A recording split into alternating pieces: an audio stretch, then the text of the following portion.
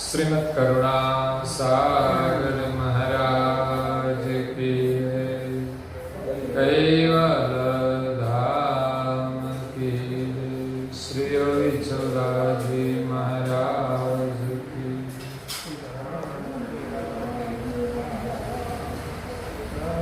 सत्य साहेब सत्य साहेब सत्य साहेब।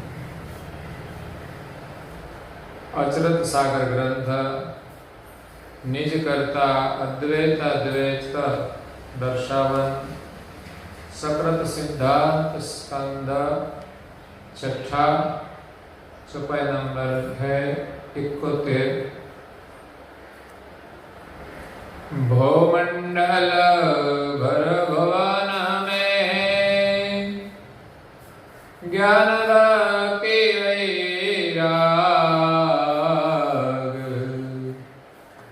करण प्रकाश सदोदित नैन निमाखिल तदपि बीजन के द्वैत भौमोदयांत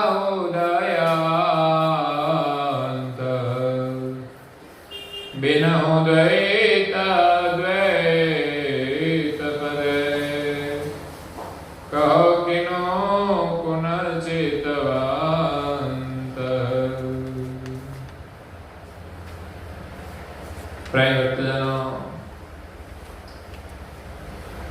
ज्ञान संप्रदाय के अधिष्ठापक अनंत ब्रह्मांडाधीश केवल कर्ता की परम विशेषांश सकृत सिद्धांत का प्रतिपादन करने वाले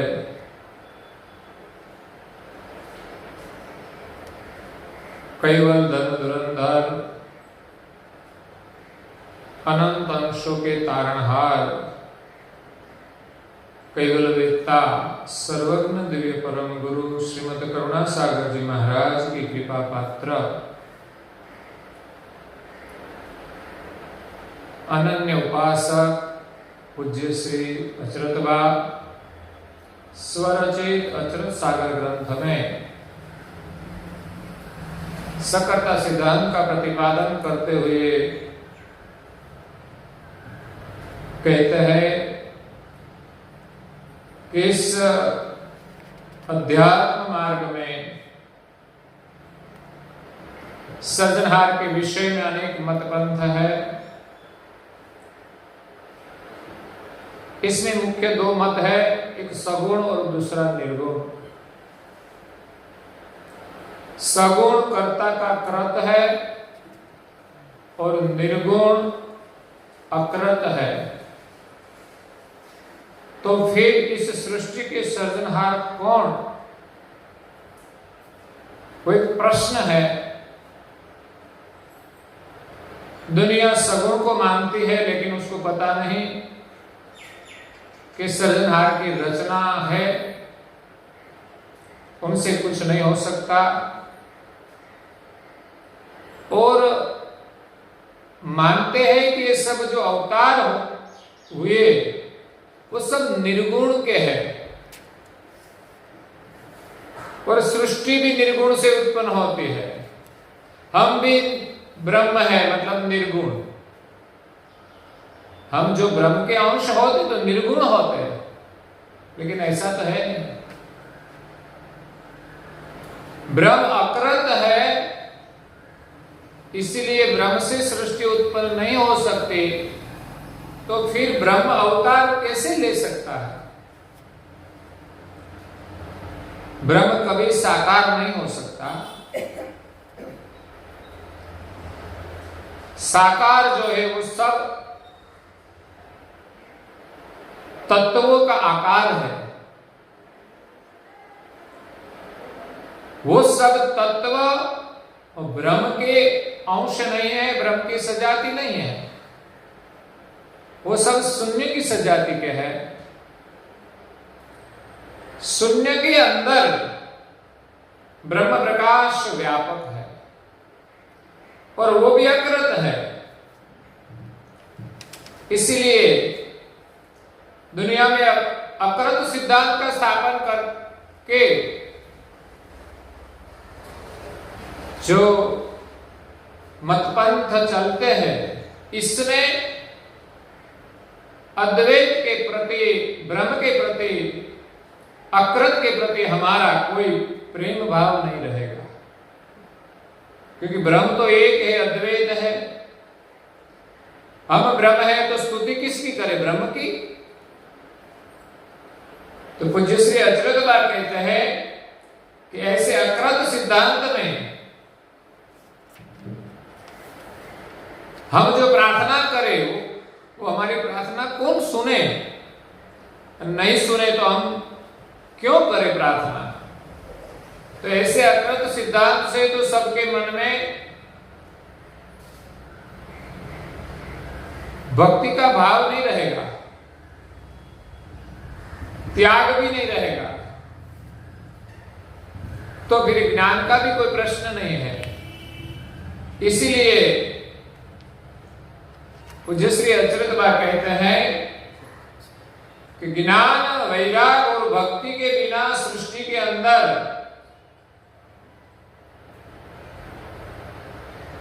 अज्ञान रूप अंधकार के कारण सब वर्तमान अंधाधुंध हो जाएगा। इसीलिए भूमंडल भर भुवन में, ये भूमंडल जो है समस्त ब्रह्मांड में ज्ञान, भक्ति, वैराग, तीन जो पद है, तीन जो कार्य है, करण प्रकाश सदोदित, वो संसार में सदैव प्रकाश करने वाले हैं। नैन नीम खिल उमार, नयन हमारा जो नेत्र है वो दृष्टि है, तो ज्ञान नैन, ज्ञान रूप दृष्टि से नियम या तो नियम भक्ति का होता है। जो हमारा में ज्ञान है तो इसमें नियम भी होते हैं। सर्जनहार को पाने के लिए हमारे मन में नियम है, भक्ति है, खिल उमार, ज्ञान और भक्ति से हमारे हृदय में वैराग प्रफुल्लित होता है, उमंग होता है। इसीलिए तीनों चीज की आवश्यकता है। इसी के अलावा हमारे जीवन में कोई आनंद नहीं है। बिना ज्ञान, बिना भक्ति, बिना वैराग आनंद नहीं है। तो इस संसार में सर्जनहार का स्थापन किए बिना ज्ञान का क्या मतलब? ज्ञान का आशय क्या है कि हम कौन है और हमारे कर्ता कौन है, और इस सर्जनहार को पाने के लिए हमें भक्ति करना है। और जो संसार नश्वर है, जिसमें हम बंधे हैं, उसका त्याग करना है। अगर तो इस संसार में जो सही बात है, सही विचार है, सही कार्य है, वो हमें करना है, और जो गलत है उनके प्रति वैराग धारण करना है। संसार में ज्यादा मिथ्या ममता रहती है, माया में, परिवार में, संपत्ति में, कभी सत्ता में,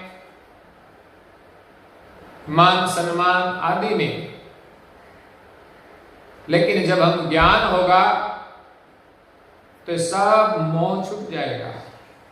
परिवार परिवार है, लेकिन देखेंगे कि हम सब सर्जनहार के अंश है। हमारा सबका प्रेम मालिक के प्रति होना चाहिए। इसलिए परिवार में भी प्रेम रहेगा और मालिक के प्रति भी प्रेम रहेगा। नहीं तो संसार में जब तक स्वार्थ है तब तक प्रेम रखते हैं, स्वार्थ पूरा हो गया तो खत्म, तुम कौन और मैं कौन, ऐसा बनता है संसार में। दो परिवार एक दूसरे को मिलते हैं तो आनंद आता है, लेकिन छोटी छोटी बातों में गड़बड़ हो जाती तो एक दूसरा लड़ता है, पहले जैसा प्रेम था, संबंध था, वो सब भूल जाता है। प्रतिशोध की अग्नि में वो जलते हैं और बदले की भावना से वर्तमान करते हैं। अगर अहंकार इतना बढ़ जाए तो कोर्ट में चले जाते हैं तो ज्यादा मुसीबत हो जाती है। इसीलिए ज्ञान, भक्ति और वैराग्य की आवश्यकता है। पूज्य श्री अद्वैतबा हमें ज्ञान के माध्यम से अपना सृजनहार की पहचान कराता है। तदपि बीज यही त्रियन के द्वैत भौम उदयन। ये जो तीन है, ज्ञान, वैराग और भक्ति, उनका जो बीज है,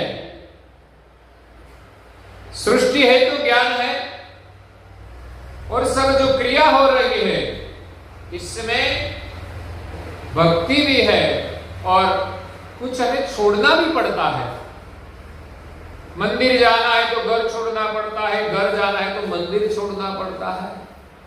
इसी प्रकार जो त्याग है वो तीनों का बीज है संसार में, जो द्वैत भोग उदयन। वो सृष्टि जो है वो द्वैत है, सृजनहार अद्वैत से सृष्टि द्वैत है। इस द्वैत रूप सृष्टि में ज्ञान, भक्ति और वैराग के बीज उदित होते हैं। सब एक ब्रह्म होता तो इसमें क्या ज्ञान, क्या भक्ति, क्या वैराग। लोग कहते हैं ये सृष्टि जो दिखाई देती है वो सब ब्रह्म है। बिना द्वैत अद्वैत पद है। जो द्वैत पद नहीं होता और अद्वैत पद नहीं होता, दो अलग। कहो किनु कुन चितवन, तो कौन किसका चितवन करे, क्यों करे? कि हम सब अद्वैत है, हम सब ब्रह्म है, तो फिर चितवन किसका करे?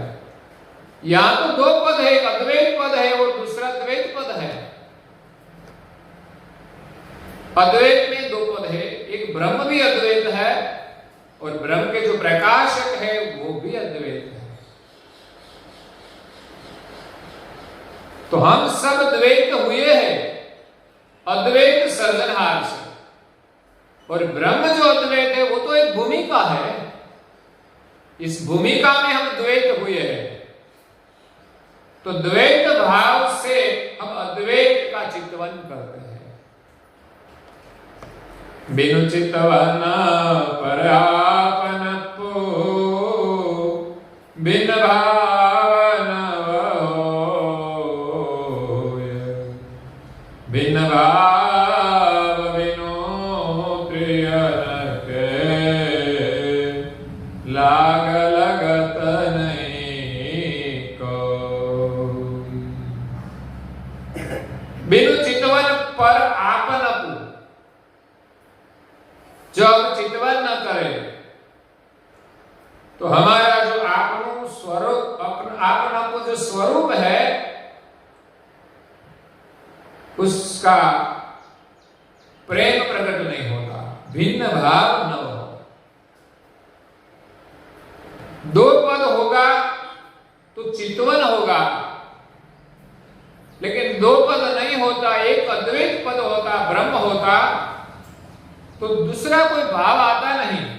हम खुद है ब्रह्म, तो क्या दूसरा भाव आएगा? लेकिन हम सृजनहार से द्वैत है, उनके अंश है, तो हमारा में एक दूसरा भाव आएगा सृजनहार को पाने के लिए। द्वैत से अद्वैत भाव होगा, भिन्न भाव बिनु त्रियन के। अगर उसमें भिन्न भाव नहीं होता तो जो तीन पद है ज्ञान, भक्ति और वैराग, लाग लगत नहीं कोई, किसी का लाग नहीं लगता। घर में 4-5 सभ्य होता तो एक दूसरे के प्रति प्रेम होता है, अगर कोई अकेला होता तो कौन किसके प्रति प्रेम करेगा? वैसे हम अद्वैत ब्रह्म है तो किसके प्रति हमारा प्रेम रहेगा? आपके प्रति नहीं रहेगा, क्योंकि तुम ब्रह्म हो तो मैं ब्रह्म हूं, तुमसे अलग नहीं हूं, तो प्रेम नहीं रहेगा। लेकिन सर्जनहार अद्वैत है, उनसे हम द्वैत है, इसीलिए हम उनको भूल गए हैं और खुद को भी भूल गए हैं। तो खुद की पहचान के लिए ज्ञान होगा, पता चलेगा, तो अद्वैत सर्जनहार के प्रति भिन्न भाव प्रकट होगा। तब मेरे गुरु परम के सकृत अद्वैत संच तित कारण इत कृत विनो को न तृतीयो वंच। तब मेरे गुरु परम के, पूज्य श्री अच्युत बा कहते हैं, तब मेरे परम गुरु से सकृत अद्वैत संच, सकृत मतलब जिसमें कुछ करने का सामर्थ्य है, जो क्रियाशील है, जो अद्वैत है, इस केवल कर्ता से सृष्टि के सभी संच बने हैं। तीत कारण, सबका कारण वो है, और इत कृत विनु, और इस संसार जो है वो कृत है। तीत सबका कारण है और जगत उनका कार्य है। ये दो पद हुए। कौन तृतीयो वंश, दोनों के अलावा और कोई तीसरा पद है नहीं। ब्रह्म तो प्रकाश है, इसमें जो सृष्टि चलती है, सिर्फ एक अद्वैत सर्जनहार सकृत है और दूसरा उनका कृत है। इसी के अलावा तीसरा पद नहीं है। ब्रह्म तो अकृत है, वो व्यापक है। आगे पूज्य श्री कहते हैं, जहि कारण प्रथम परम ही सकृत साम्रत सोय अविलोकयो तैत महि आद्यंत मध्योय पंचतत्व गुण गण लहो पुरुष प्रकृति समेत ब्रह्म परंतु छेवट सो निज करता सहे। यही कारण प्रथम परम है, जो सृष्टि का कारण है, वो प्रथम सकृत सामर्थ सोय, वो सबसे श्रेष्ठ है, सकृत है, सर्जन करने का सामर्थ्य है, अविलोक योग उतीत नहीं। अचरित बात कैसे कि मैं ऊत और ईत, इस मृत्युलोक और ब्रह्मांड में जो देवलोक है, इसमें अवलोकन किया तो आद्य मध्य अंत में एक कारण रूपी जो करता है, वो परम श्रेष्ठ महान समर्थ सर्जनहार है। इसी के अलावा और कोई नहीं। पंच तत्व, पंचभूत, पृथ्वी, जल, अग्नि, वायु और आकाश, गुण, रजोगुण, सत्वगुण और तमोगुण, गण, अहंकार गण, अचंद गण और स्वकाश गण, इस तत्वों के ऊपर प्रकृति और पुरुष समेत जो निरंजन पुरुष है, आद्य पुरुष कहा जाता है, विशेषतः संसार में जो सब आराधना करते हैं वो आदि पुरुष निरंजन की करते हैं। परमेश्वर जो मानते हैं, ब्रह्मा विष्णु महादेव आदि जो भजन करते हैं वो निरंजन का भजन करते हैं। तो यहां पंचभूत, त्रण गुण, तीन गण, प्रकृति और पुरुष सहित उसके पर ब्रह्म, परंतु छेवट और ब्रह्म के पार जो अंत में ब्रह्म के जो प्रकाशक है सो निज करता सहे। वो निज करता है, वो सबके प्रति हेत रखता है और उनके प्रति हमारा हेत प्रकट करना है। ब्रह्म को किसी के प्रति हेत नहीं है। सर्जनहार का हेत ब्रह्म के माध्यम से सारा संसार में जुड़ा हुआ है।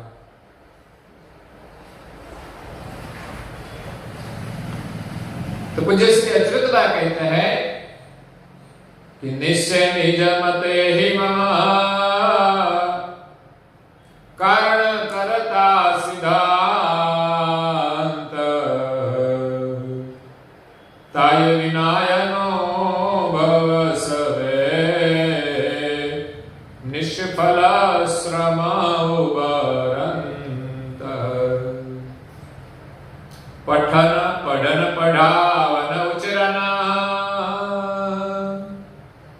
करन ग्रंथ अविलान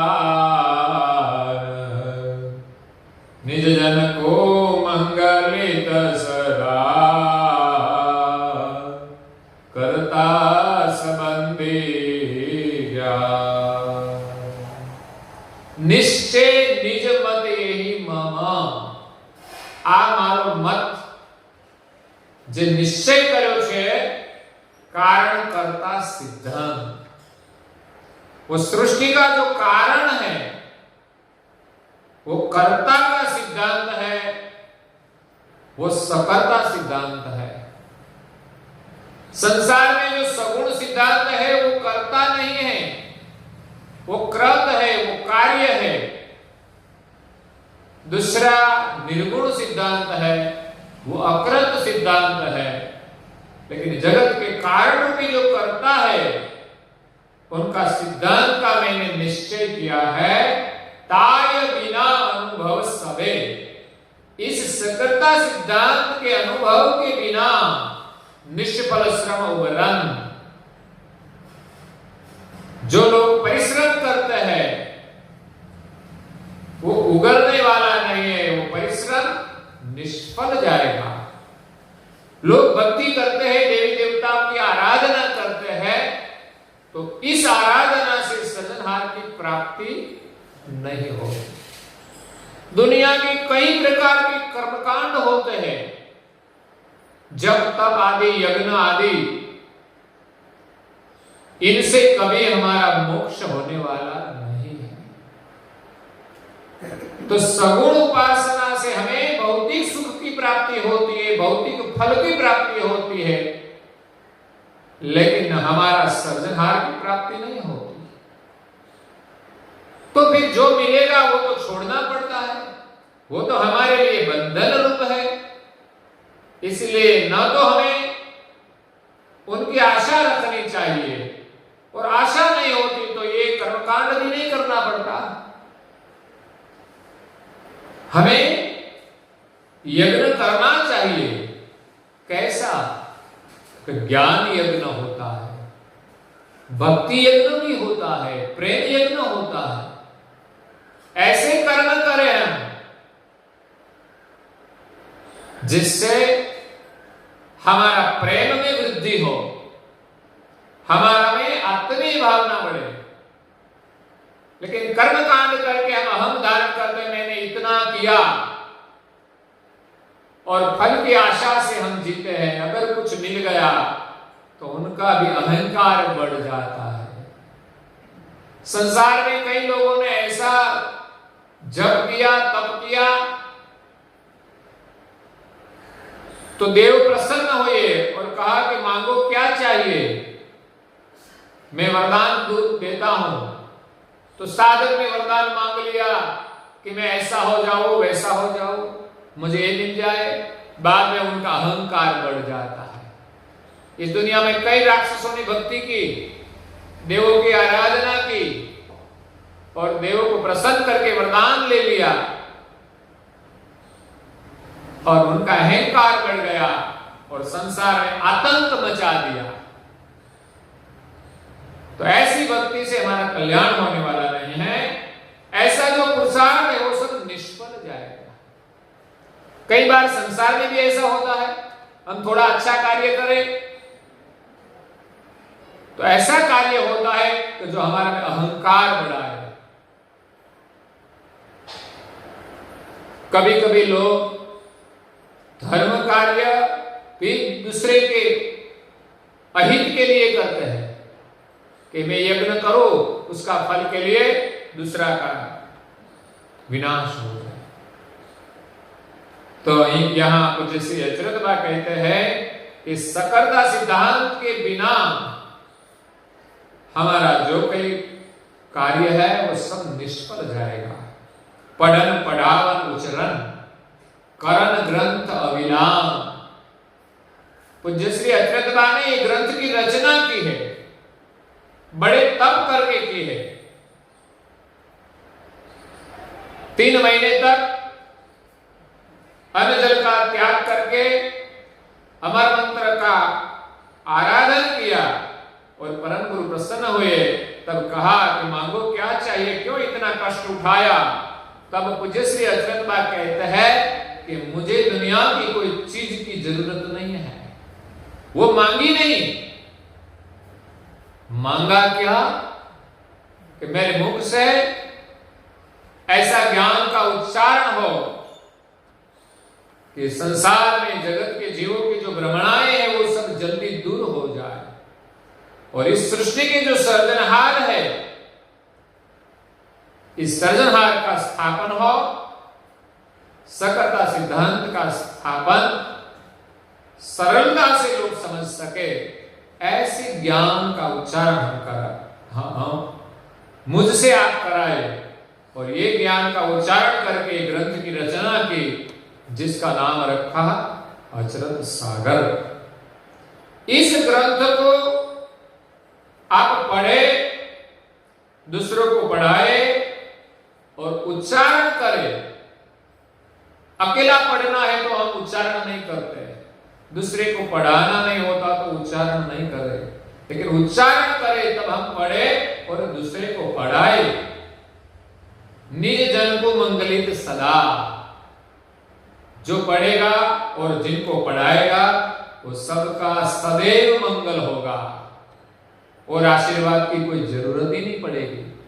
हमारे मन में एक सकर्ता पति के प्रति प्रेम दृढ़ हो जाएगा और उनका सुमिरन होगा तो निश्चित हमारा कल्याण होगा। और इस ज्ञान से हमें कर्ता संबंधी ज्ञान मिलेगा कि हमारा सर्जनहार कौन है, जिसको हमें ढूंढना है, जिसको पाना है, जो मिल जाने के बाद हमारे जीवन में कोई दुख नहीं रहेगा। तो इस सकर्ता सर्जनहार की पहचान के लिए पूज्य श्री अचरतबा ने एक ग्रंथ की रचना की और इस अंग में ब्रह्म सिद्धांत की पार जो सकर्ता सिद्धांत है उसका यह प्रतिपादन किया है। इस सिद्धांत के बिना हमारा कभी भी कल्याण होने वाला नहीं है। बस इतना आज यहाँ रखते हैं, आगे का हम कल सुनेंगे। श्रीमद् करुणा सागर जी महाराज